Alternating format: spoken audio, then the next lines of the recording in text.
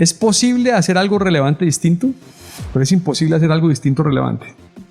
La mayoría de la gente, la mayoría del tiempo va a hacer todo para evitar que haya un breakthrough, porque las organizaciones son autoperpetuantes. El miedo a perder hace que la mayoría de la gente juegue a jugar, no a ganar. Entonces juegan a defender. No hay nada que envejezca peor que los planes, porque los planes parten de predicciones y las predicciones todas son malas. O tú compites con precios bajos o compites en valor. Si no quieres competir en precios bajos, compite en valor. Tú no rompes un paradigma por ninguno, tú cambias uno por otro.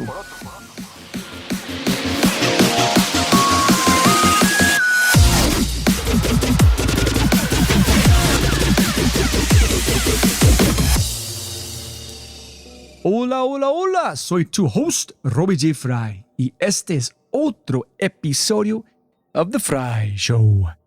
Este podcast es una celebración de personas que no aceptan la vida tal como es. La abrazan, la cambian, la mejoran y dejan su huella en ella. Y la persona a la que estamos celebrando hoy es Alejandro Salazar. Alejandro es Managing Director en Breakthrough y autor del libro Estrategia Emergente. The Breakthrough es la firma líder en estrategia cooperativa y competitiva. Ayudan a las empresas a transformar sus organizaciones, dar forma a sus competitivos entornos locales, comprender su cantidad de valor y crecer desde la rentabilidad y no hacia la rentabilidad. La idea de este podcast surgió mucho antes de que grabamos el primer podcast, el episodio 151, pero durante la investigación para el podcast, mientras leía su libro, La Estrategia Emergente, supe que 2 a 3 horas no serían suficientes, ni siquiera cerca. Sabía que cada capítulo de este libro merece tener su propio podcast. Cada capítulo sugiere una multitud de qué pasaría si, qué pasaría si, qué pasaría si y qué pasaría si. Y así sucesivamente. Como cualquier libro fabuloso, la mejor parte es la conversación interna que emerge a medida que profundizas más en el contenido. Algunos de los aspectos más destacados de este podcast incluyen el arte de vender miedo, esconderse de las conversaciones, la definición de emergente y existencial, estrategia para todos y mucho, mucho, mucho más.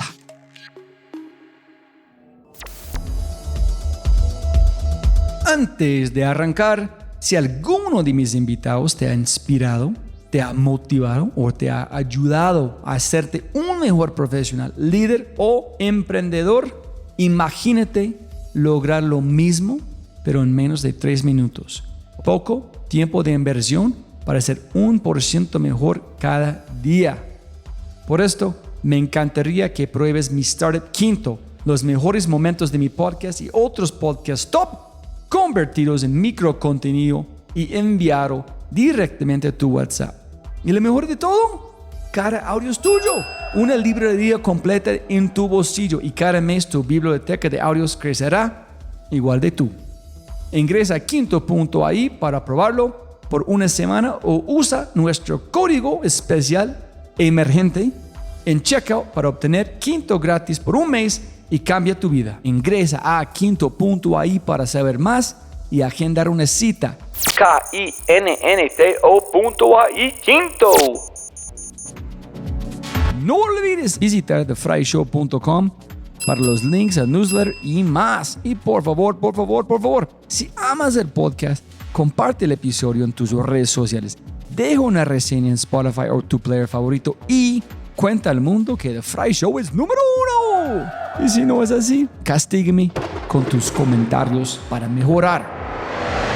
Con ese dicho, te presento episodio 171, La Estrategia Emergente, Introducción, un estratega espectador, con el autor de La Estrategia Emergente, un hombre que ha agregado verdadero valor a miles de personas, mi amigo Alejandro Salazar.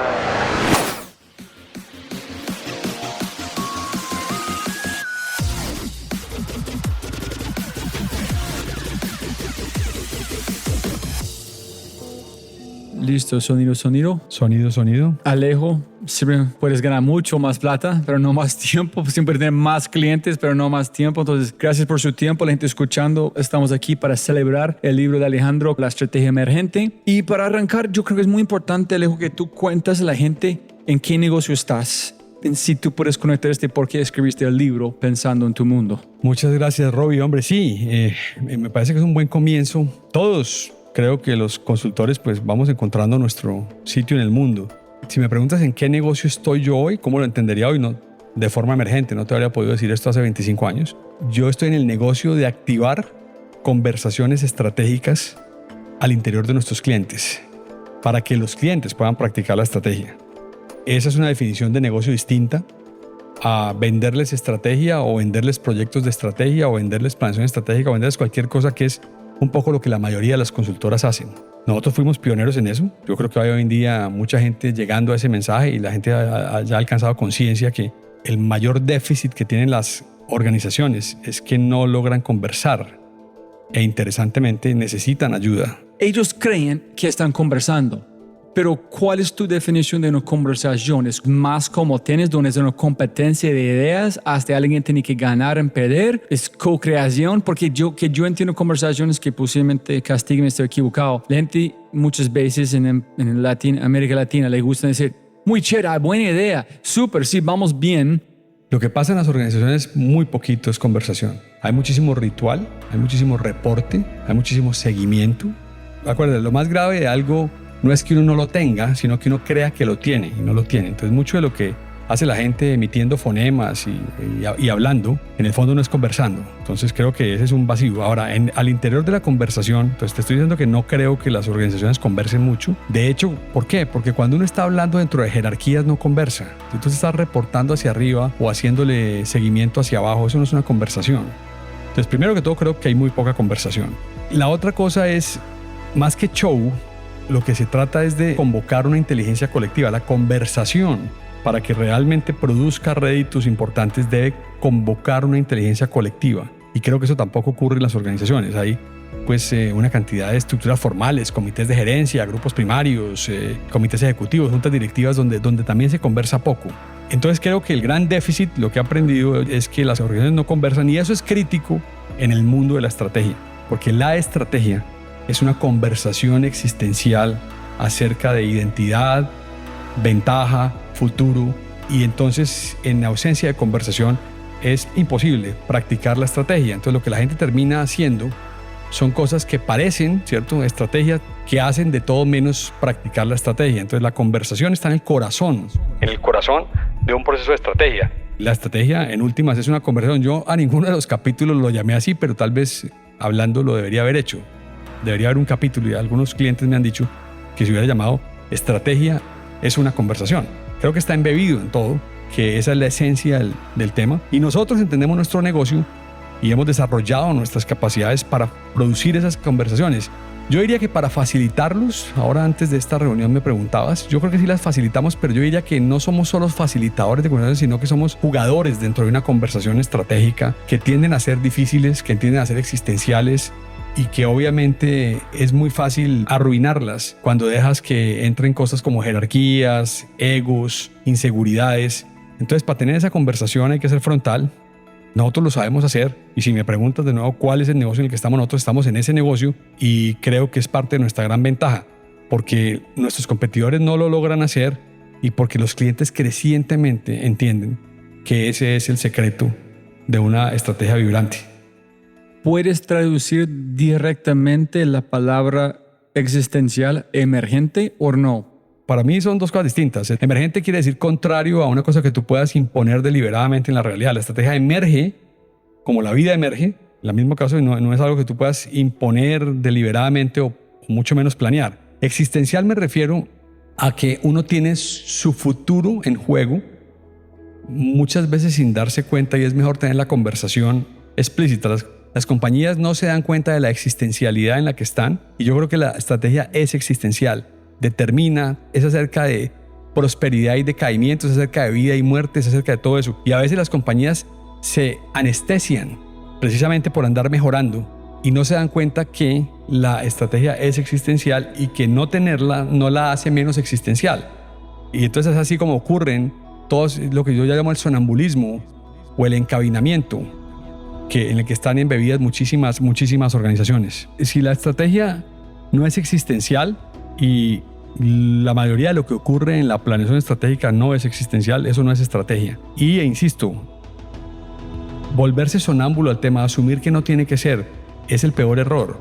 Es decir, finalmente siempre será, y si tú no estás teniendo una conversación potente, frontal, explícita, brutal si se quiere, acerca de tu destino, no quiere decir que no lo tengas en juego, como nos ha enseñado permanentemente, y por eso les aparecen cosas y uno dice, bueno, pero ¿cómo se pudieron haber encabinado estos gerentes? ¿Cómo no pudieron haber visto esto antes? Y aquí hay muchos paralelos con las ideas de Kahneman y de Tversky acerca de pensar rápido, pensar despacio y el sistema 1 y el sistema 2. La mayoría de los rituales corporativos que son parte, digamos, central del mundo de la planeación estratégica sufren el síndrome de confirmación. Es decir, la gente está realmente confirmando lo que cree.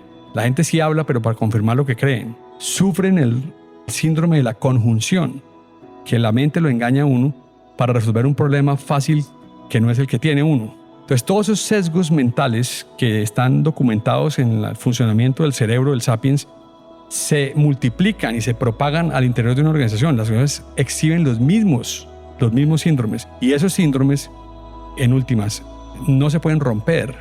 No se pueden romper en ausencia de una conversación penetrante y son absolutamente críticos romperlos para poder tener un ejercicio de estrategia creíble y potente. Listo, y para conectar los puntos, Alejo, con el libro y tu empresa. Las empresas que son muy comunes en consultoría, ¿qué venden en tu opinión? ¿O qué están haciendo? Segundo es, ¿y ustedes no son consultores? Yo no sé si escuché o están pensando otra cosa cuando tú lo dijiste que hacen Breakthrough. Y tres, un McKinsey, un Bain, ¿ellos son consultores o es otro tipo de negocio?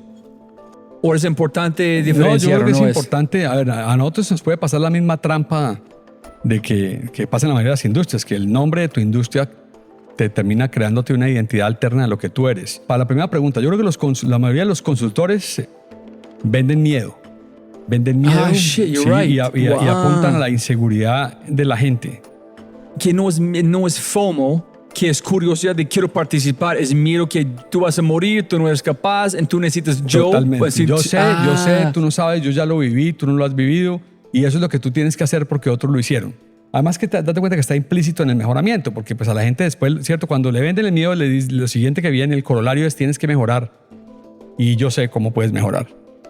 Por otro lado, creo que confunden mucho y productizan mucho la consultoría como para mantenerse vigentes, entonces van cambiando de marcas y de acrónimos. Entonces venden productos, entonces un consultor unos años son de just in time, otros años son de servicio al cliente, otros años hoy en día son de transformación digital, pero es el mismo, la misma vainilla puesta en diferentes helados, pero es la misma vainilla. En su proceso, digamos, de hacerse relevantes a los clientes, los van volviendo impotentes.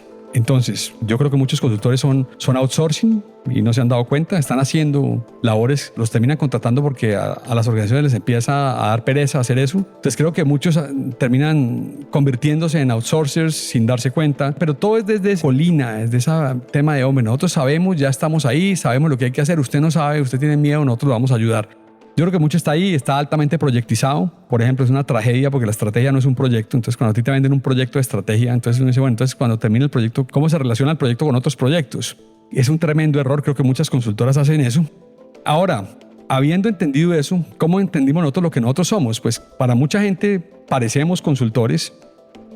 Nosotros a veces nos dicen que parecemos consultores, pero cobramos como abogados. La gente yo quiero estar en este negocio. Hay competidores nuestros que dicen que ellos no entienden por qué nos pagan los clientes a nosotros, que porque nosotros no producimos un reporte ni unas recomendaciones. Entonces sí, te diría que ahora eso no tiene nada de raro. Todas las compañías ganadoras en cualquier mercado son únicas. Yo te diría que nosotros estamos en el negocio de activar conversaciones estratégicas que los clientes son incapaces de tener solos. Nunca pensando en miedo, es que posiblemente es porque los consultores venden tanto. Pues igual de las noticias, venden miedo, la gente escucha. Si tú vas a activar en los neurones de las personas el miedo, compran, pero no compran porque es necesidad, compran porque, pucha, voy a morir, eso es importante. pero no de curiosidad de algo complicado. ¿Qué problema tienes? Es de miedo. Nunca he pensado. Muchísimo. Entonces, tú dijiste, tienes este grupo de junta, tienes esta reunión, tienes este reporte, que ninguna cosa es una conversación que van a mover este tema adelante. ¿Cuál es el problema? ¿Solamente es la naturaleza de una empresa de tiempo que siempre pasan? Sí, digamos, toda compañía en sus inicios fue una startup. Toda compañía. Tuvo un liderazgo bastante existencial, tuvo unos founders, como los llaman hoy en día, tuvo una gente que estaba con skin in the game, ¿cierto? Con la piel en juego. Chocaron con el mercado, pasaron cosas, crecieron y conforme se fueron creciendo, seguramente desarrollando unas rutinas más conservadoras, unos sistemas, yo lo llamo como un exoesqueleto de reportes, planeación, presupuestos, un poco motivados por miedo también. Miedo a perder, ya he ganado, ya he consolidado. Y se va dando eso, empiezan también a reclutar y a formar con ese mismo dogma y sobre el tiempo empiezan a volverse una corporación, que no está mal, pero yo sí creo que es muy importante la pregunta tuya de separar los comportamientos corporativos de los comportamientos empresariales. También se vuelven entidades más políticas, ese tema, digamos, de cuando la etiqueta y la corrección política se imponen, se pierde el contenido y se empieza a dejar de poder discutir lo fundamental, de ser explícito. Y eso todo les va haciendo perder lo que se llama en biología fitness. Empiezan a ignorar señales, empiezan a decirse las cosas benévolamente. Y eso todo, que es la esencia por la cual escribí yo el libro, todo eso es, entre otras, promovido por el dogma de la planeación estratégica, promovido por consultores que venden y viven de eso, que termina de alguna manera descerebrando las compañías. Yo casi que lo podría definir como pierden lo que hoy se llamaría el mindfulness, pierden la conciencia corporativa y empiezan a tener una vida sonámbula, llena de indicadores, llena de conversaciones inútiles, llena de rituales. La gente, tú le miras la agenda, la gente tiene una cantidad de meetings y empiezan a vivir en ese mundo y a aislarse y a separarse de la realidad. Entonces, a crear un modelo del mundo que cada vez es menos buen modelo de la realidad. Y en eso produce encabinamiento y eso termina produciendo finalmente, ¿cierto? La realidad siempre gana. Esa es, digamos, la esencia de por qué creo yo que la planeación estratégica es el enemigo en todo esto.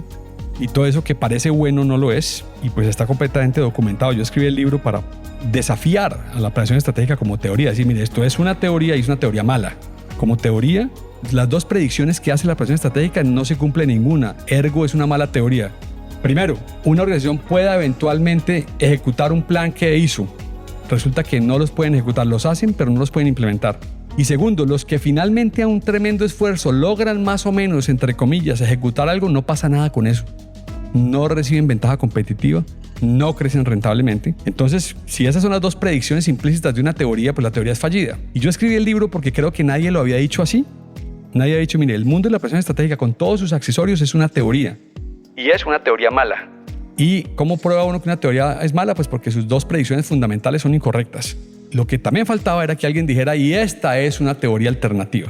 Cuando uno no le da una teoría alternativa, la gente va a seguir haciendo lo que sabe hacer. La teoría alternativa es ver a la estrategia como un fenómeno emergente, no ver la estrategia como un plan, emergiendo del hacer, revelado en el conversar y finalmente convertido en aprendizaje y hard choice, que vuelve en forma de mutación a la organización, al mercado.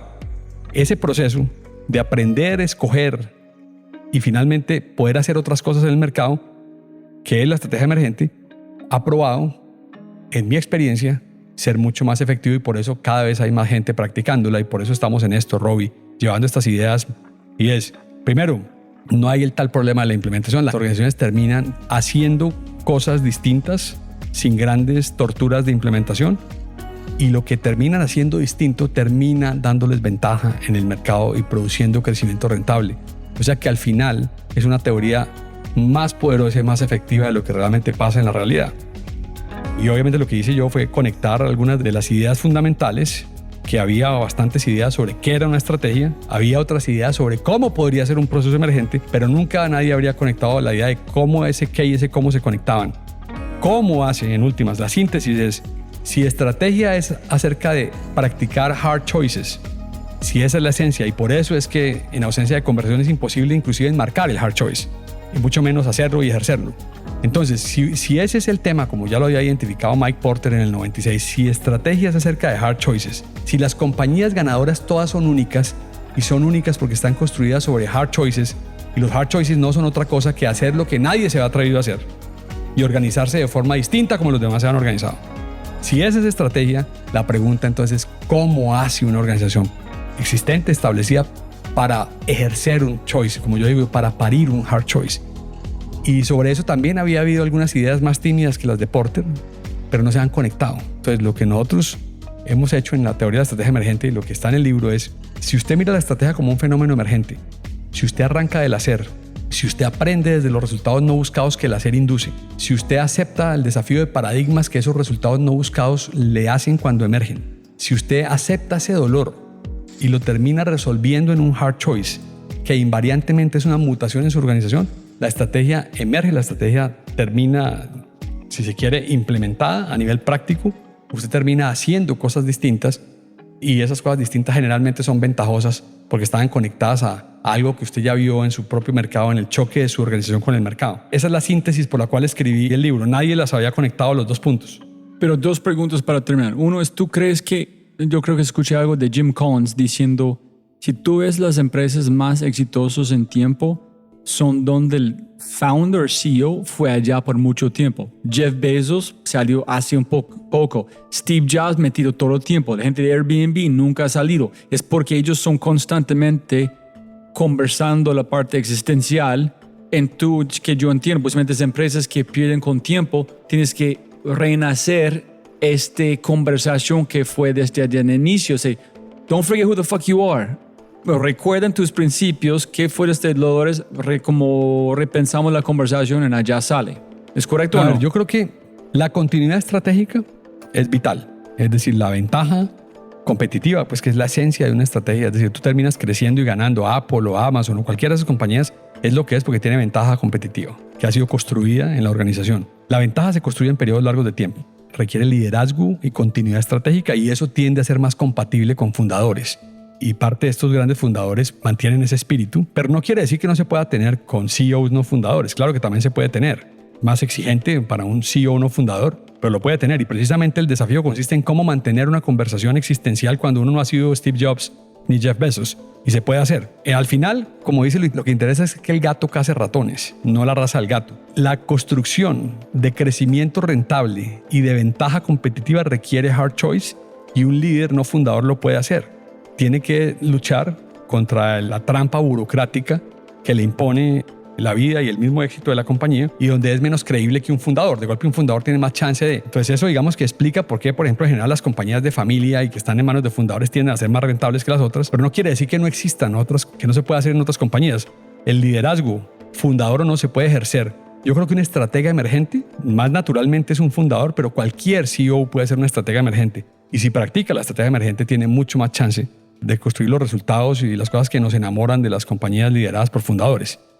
Ok, que yo entendí, tú viste que hay un problema. Planeación como estrategia, como la gente está llamando, no sirve para nada. Así es. Pero tú dijiste, yo no puedo lanzar el mercado, o sea, ustedes son equivocados sin poner una respuesta a la mesa. Exactamente.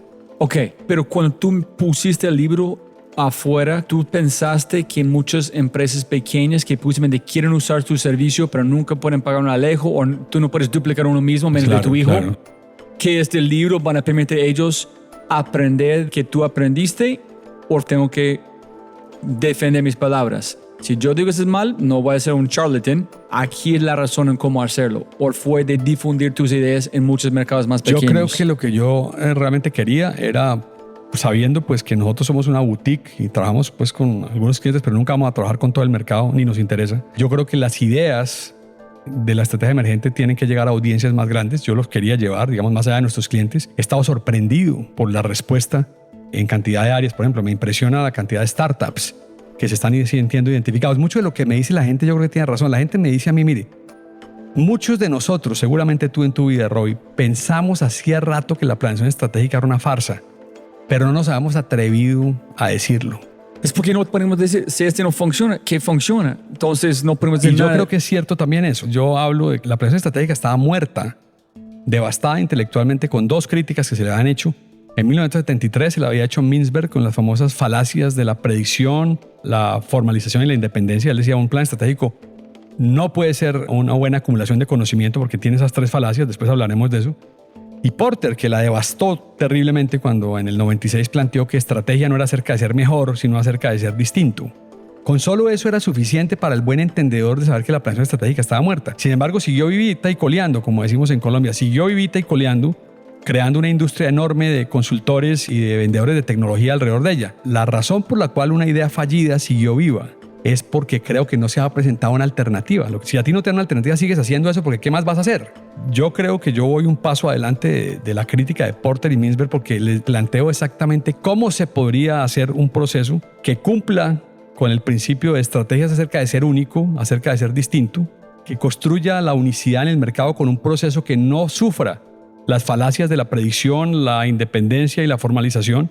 Y ese proceso se llama la teoría de la estrategia emergente y que además se plantee como teoría y no como metodología, porque yo creo que los consultores son lo que se llaman mercachifes, peddlers en inglés, de metodologías, no de principios filosóficos. Algunos siempre se habían quejado de que la estrategia era una metodología pero no una filosofía. Yo creo que es mejor plantearla como una filosofía, una serie de principios que tú practicas, que va a lo último de tu pregunta. Cualquier organización los puede practicar. A mí muchos me han dicho, oiga, yo estoy practicándolo. Sería más interesante hacerlo con ustedes y hay cosas que yo sé que ustedes saben que nosotros no sabemos, pero sí el libro es una filosofía, una serie de principios que tú llevas a tu organización como tú quieras.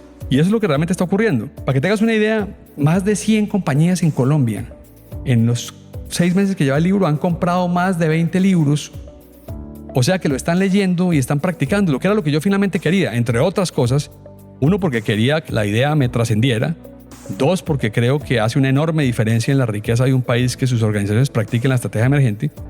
Ya sea además que va a ser mucho más grande que Colombia. Hay gente que me ha llamado de Latinoamérica a decirme, hombre, cómo no, me siento orgulloso de que un latinoamericano haya hecho ese statement. Pero obviamente lo hice para que muchas organizaciones la practicaran. Y también, no te voy a negar, era una forma de marcar y de licenciarse de alguna manera nuestro capital, nuestra propiedad intelectual, que está ahí. Y obviamente nos va a ayudar, acuérdate que nos va a ayudar en nuestro core business y nos está ayudando. Pero esa fue la motivación, nos va a llevar también, nos va a forzar a nosotros, para conectarlo a tu pregunta, a hacer productos de estrategia que no son consultoría. Creo que cada vez más a nosotros mismos nos está ayudando a entender que the business we are in, el negocio en el que estamos, es el negocio de las conversaciones estratégicas y eso no necesariamente todo es consultoría. Es decir, la teoría la fui construyendo de manera emergente ella misma a través de la práctica, hasta que después de muchos años entendí, oiga, que nosotros hacemos que es tan potente, que es tan distintivo, que los clientes que lo empiezan a practicar no lo pueden dejar, que les significa tanto, ¿en qué consiste? ¿Y cómo se conecta? Y entonces ahí ya empecé a poner todo junto. Yo desde que vi la idea de Porter en 1996, nunca pude volver a practicar lo que hacía antes. Es decir, para mí fue suficiente entender eso. Te diría que de todos los que vimos eso, el único que no pudo seguir su vida y el único que no se dejó secuestrar de vuelta a la planeación estratégica, porque la planeación estratégica secuestró inclusive las ideas de Porter del 96. Fui yo, pero también te diría que yo soy un consultor exitoso, muy exitoso en mi país, que terminó construyendo una teoría a partir de lo que había visto en la cancha, pues, en el mundo real. Ahora, una buena teoría, la otra cosa que hace es que es una trascendencia, hace predicciones. Yo creo que los que practiquen esta teoría, ¿cierto? Porque no hay nada más práctico que una buena teoría, van a encontrar cosas similares a lo que nosotros hemos encontrado con nuestros clientes. Sí, es tal cual, es como más una filosofía. Cuando vives y practicas una filosofía, convierte en una forma de vida. Pero la forma porque yo quiero poner esto muy importante para la gente escuchando, menos que la gente vende mucha metodología, esconden esta metodología como teoría. Dicen, esa es nuestra teoría en la metodología, pero la teoría no tiene práctica atrás. Todo es efímero encima de efímero, encima de efímero. En tú es al revés. La práctica hasta algo que es una forma de vivir. Completamente. Yo creo que la estrategia es una práctica y yo creo que las teorías potentes se notan en la práctica.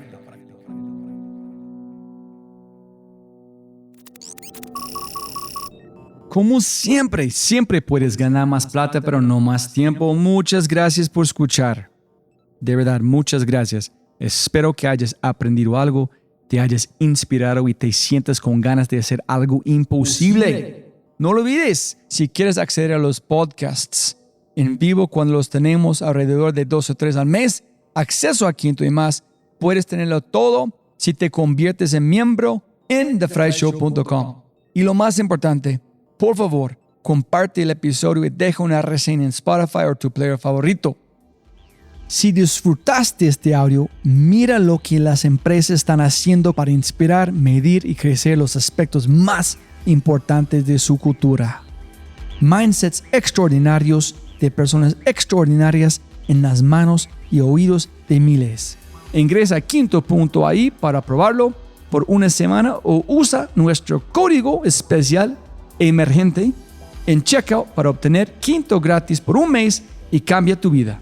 Quinto.ai. www.kinnto.ai. Quinto.